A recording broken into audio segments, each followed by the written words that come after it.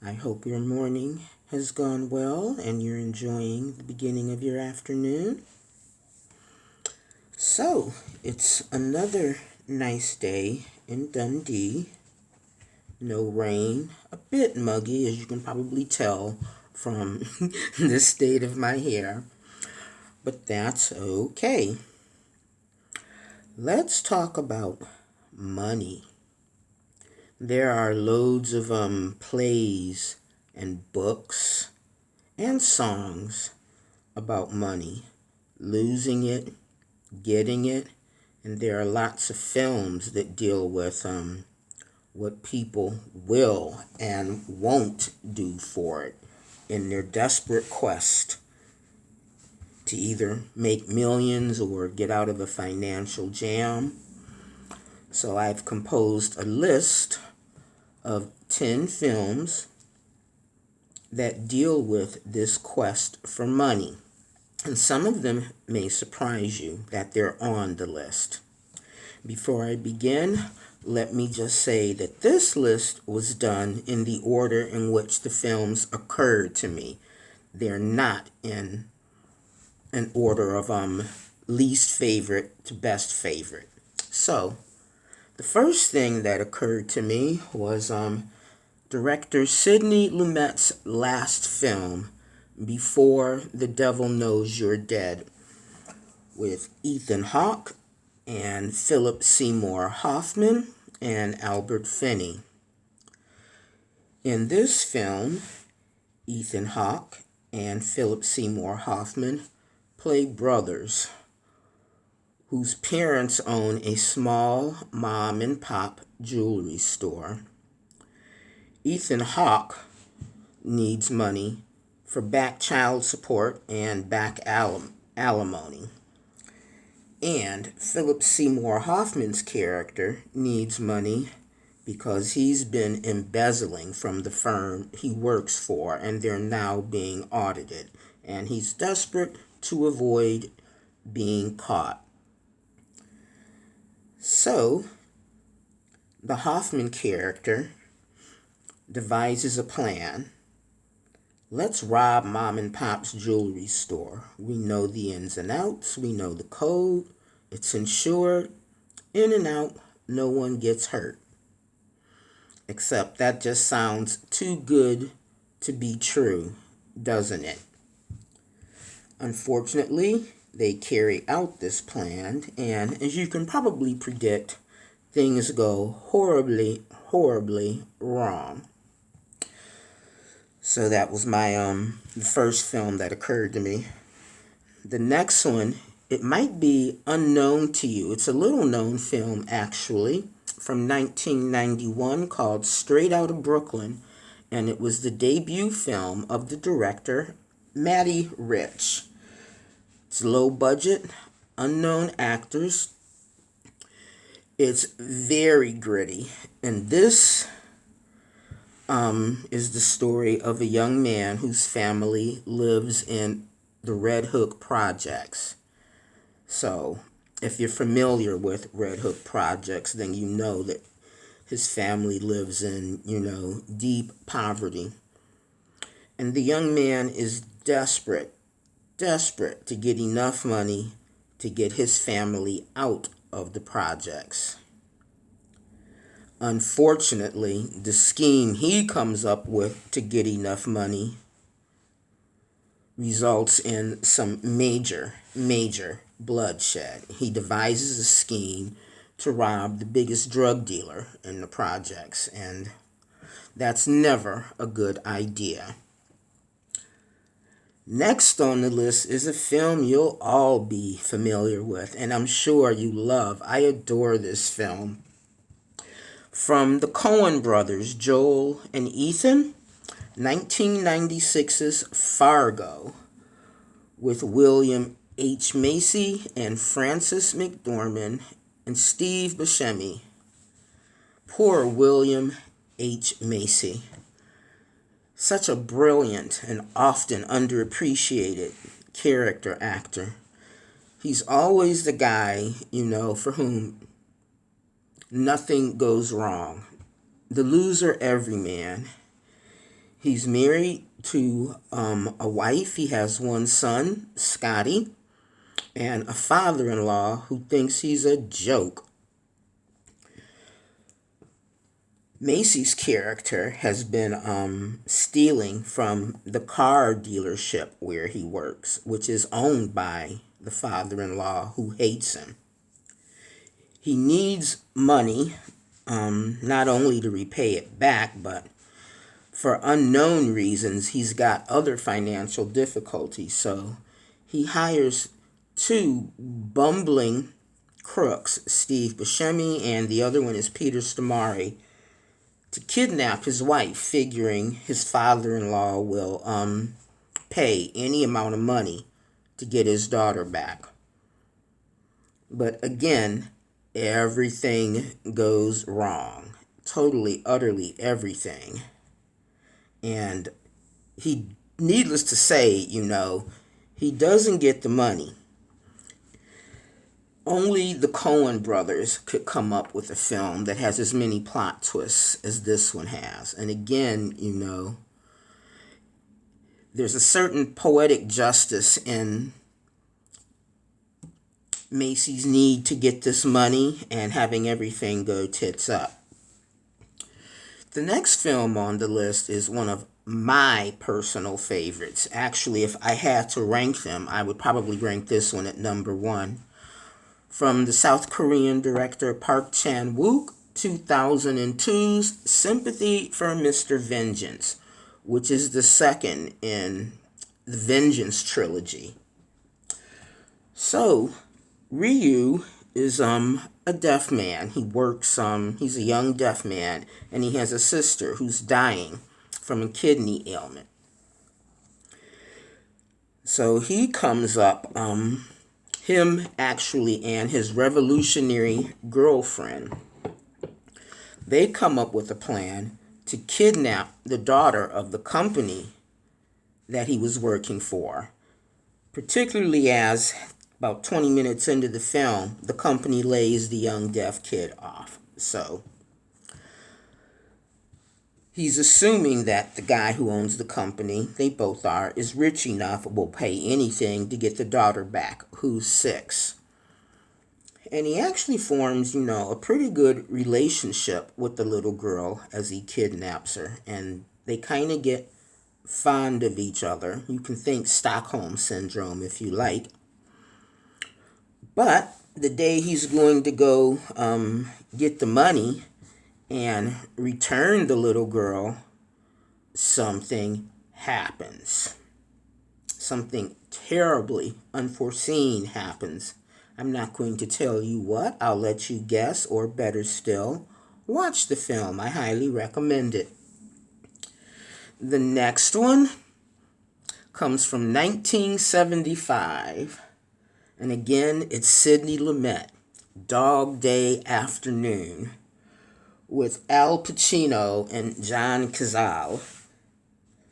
This was actually based on a true story of a robbery that happened in Brooklyn, New York in 1972. Pacino's character, whose name is Sonny in the film, plays a gay man. He's married, he has kids, but he leaves the relationship for his lover, played by John Cazale. And they decide to rob a bank to get enough money for the lover's sex change operation. If you've seen this, then I don't need to go any further. It's a brilliant film, and Pacino is just he's very young in this film. I mean, think 75, but he does such a brilliant job of portraying this guy's desperateness, and then surprise at the way the crowd outside the bank suddenly begins to view him as a folk hero. You have to wonder, what does that say about us, even now, that we always root for the bad guys in the movies? Does he get the money? If you've seen the film, then you know the answer to that. Here's a good film from 1998. Bill Paxton, Bridget Fonda, and one of my favorites, Billy Bob Thornton. It's a simple plan directed by Sam Raimi. Yes, Sam Raimi of Evil Dead fame. These people, they don't exactly need money. They're not struggling. They would like more money. Who wouldn't like more money? One day, on a cold winter day, they managed to find millions of dollars in the woods in a bag near a crashed airplane with a dead man inside in the pilot's cockpit. What do? Here's a dilemma. I mean, obviously, looking at the plane, looking at the dead guy, it's either gun money, drug money, whatever it is, it's not what we would think of as clean money. You leave it or do you take it? They take it. They decide to take it, wait a bit, and split it 3 ways, and then leave town because it's a lot of money and it would cause suspicion if all 3 of them suddenly, put an addition on the house or bought a better car or, got the wife a fur. Of course, secrets are best with just 2 people.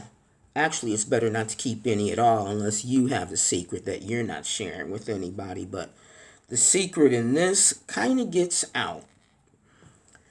So, here's one that you may think shouldn't be on the list, but I put it on the list because I think it's relevant. Martin Scorsese's 1990s Goodfellas. If you think about it, think about what Henry Hill says in the beginning of the film. Ever since I could remember, I wanted to be a gangster. It's not just a gangster film, but he goes on to expound, through the narrative of the film that what he liked about the life was the money, the cars, the jewels, the suits. So that's essentially why he became a gangster, to get the money. And that makes the ending in a bit, sad because his last line is, "And now I have to live like any ordinary schmuck." How sad is that? Here's one of my favorites. If I were ranking, this would be number 3. And again, you might think it's weird that this is on the list. Director Milos Forman's 1996 The People vs. Larry Flint. Woody Harrelson, Courtney Love, and Edward Norton. The film begins when Larry Flint is young in the backwoods, the Appalachian backwoods, with his younger brother Jimmy, and they're selling moonshine. And he shoots at his father for drinking the moonshine without paying for it. And the young Larry says, "He's drinking my profits."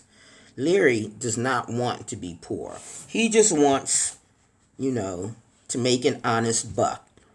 And therein, lies the beginnings of his porn empire and also how he became an advocate for free speech. But before he was all of that, dude just wanted to make some money. It's a brilliant movie. And whether you're a fan or not of Courtney Love, her performance in this was heartbreaking. I loved it. Here's another one that you may think shouldn't be on the list. 1997, directed by Paul Thomas Anderson, Boogie Nights.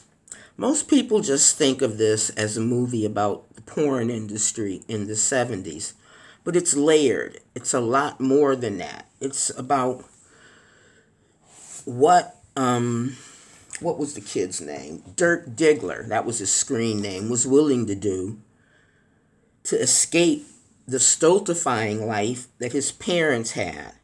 The scene where he's screaming at his mother who's telling him, "You're a loser, you're always going to be a loser." And he's like, "No, I'm good. I'm going to be a big shining star. You have no idea what I can do." And eventually, though, he does. He makes it really, really big. And unfortunately, as is so often the case with money and fame, it goes to his head. And he falls along the wayside, due to greed and drugs and various other bad habits. It's got a good cast. Burt Reynolds, a young Mark Wahlberg in the title role. Julianne Moore, again, William H. Macy, Luis Guzman, and Don Cheadle. It's a brilliant example of the lengths that people will go through to get great financial gain. And the last film on the list, which probably shouldn't be too surprising to you, even though it's classed as a gangster film, 1983's Brian De Palma's Scarface. Tony Montana has escaped Cuba along with his sidekick Manny, and they start out as dishwashers. Tony does not plan to be a dishwasher forever, and he very quickly rises to the top of the biggest drug empire in Miami. And he accrues a lot of bodies and a lot of money along the way, losing all sense of morality. And there you have it. Kathy's list of 10 movies that illustrate what people will do for money. What do you think? Did I leave anything out?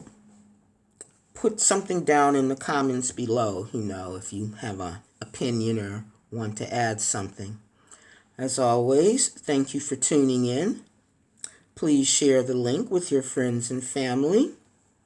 And thank you, for spending the past 15 minutes with me. And that's your girl out. So, until next time, stay safe and live well. Bye.